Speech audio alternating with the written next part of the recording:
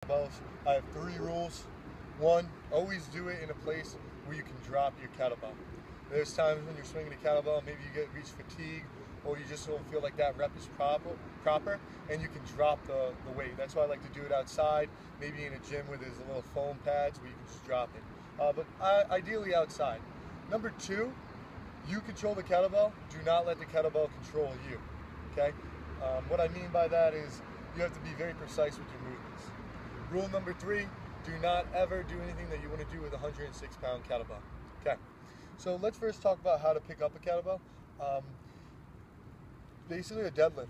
We're loading our butt up, loading our hamstrings up, just as if we were gonna simulate a swing. So what we're gonna do here, we're gonna come down, pick it up.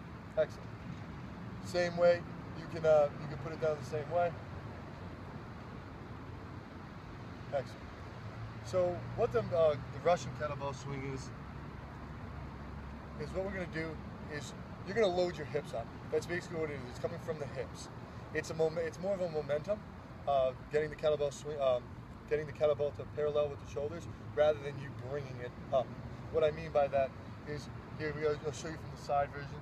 You load your hips up. See how I'm sitting my hips back? I'll show you from the front as well.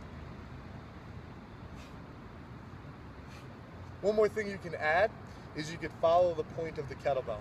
And what I mean by that is when it goes down between your legs, you can look down.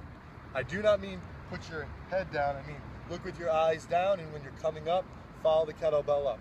What that does is looking down facilitates flexion in the body, looking up facilitates extension. It just makes your movement that much better. So I'll show you a couple reps with the 35 kettlebell here.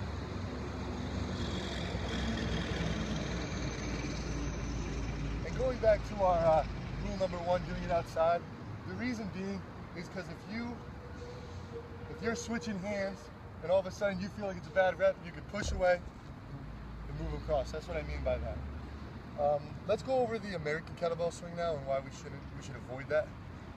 Firstly, let's show you what it is. So I'm going to do 1 rep of this, and that's it. The only difference is you're going completely overhead with the motion. Okay?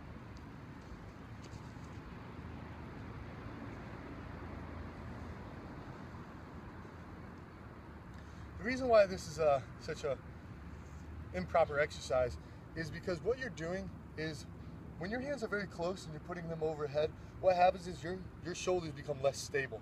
Okay, they don't work as efficiently as they would if they were wider, which goes into well, you're like, what about Olympic lifting? Anything with Olympic lifting, I'm not an Olympic lifter, but I do know that they have a wide hand base, and the reason being for that is they can lock their shoulders down. Okay. And then they can perform their squat. Same thing when you're squatting. Your hands are wide, they're not here. If they were here, your chest would collapse in, it would be much harder to stand up straight, and then your whole movement would come forward, and your back would collapse in, okay? So that's a couple of reasons why. Last reason is when you go up, your head's protruding all the way out. Hyperextension of the lower back, and it's just injury from there.